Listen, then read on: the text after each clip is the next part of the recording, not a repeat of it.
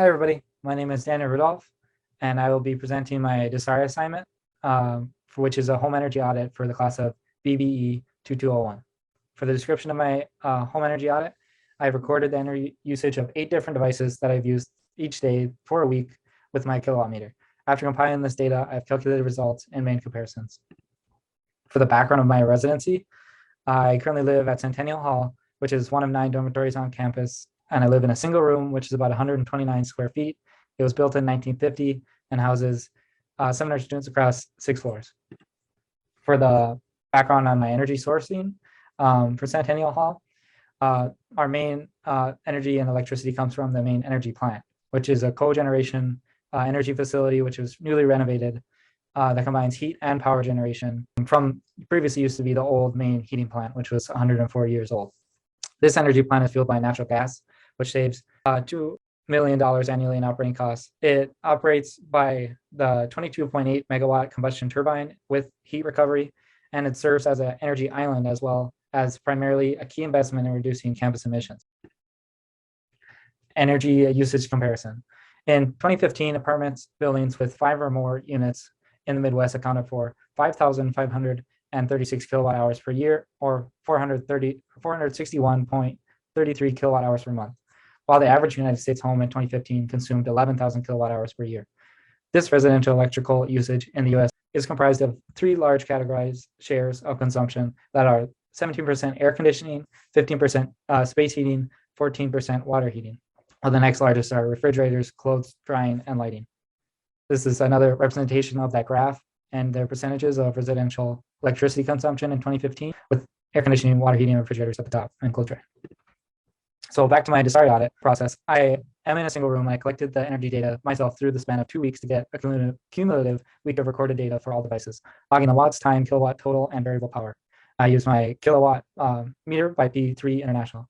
The devices I recorded were my MacBook charger, iPhone charger, reading lamp, light, desk lamp, which also light, and my PS4 Pro, which I recorded both the watching movies and streaming and gaming because it had such a big difference in watt consumption when you were doing both. So I included those as 2 different devices.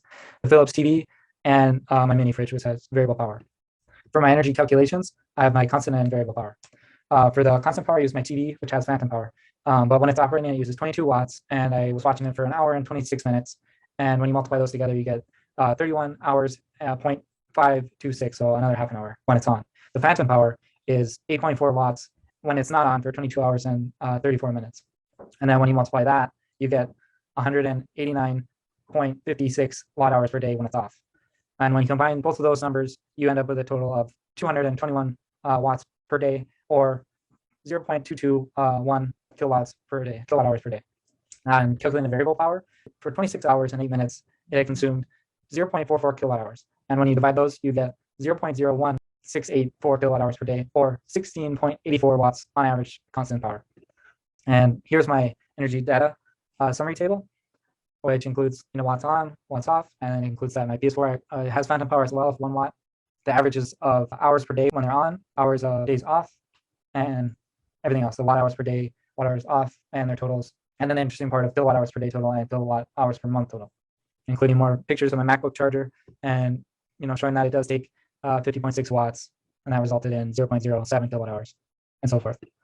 Here's my full audit data log, and it shows every day that I recorded and how much it consumed, or maybe I didn't use it that day and I didn't consume any energy if it didn't have any phantom power.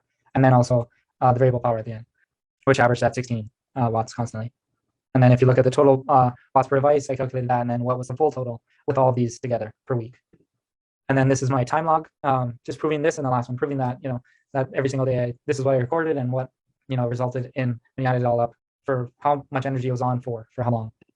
Here's additional pictures of logging the energy process and what some of those things look like. Summary and finding of my DSARI energy audit, which I did really enjoy, and it proved a lot of things and found out what's really consuming my energy.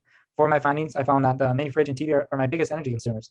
My consumption by these 8 devices for a year in accumulation adds up to be 338.04 kilowatt hours per year. If I compare this back to the 2015 average for residential residents in apartment complexes in the Midwest, like myself, is still over 5,000 kilowatt hours per year difference.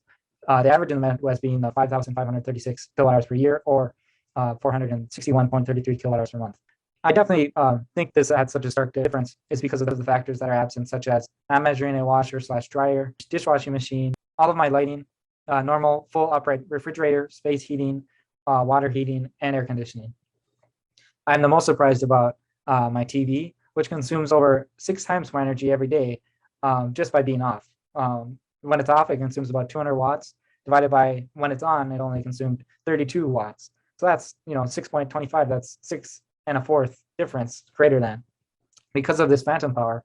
Than in the little time of it being on, being my top energy consumer because it all adds up. And here are my references and sources. Thank you.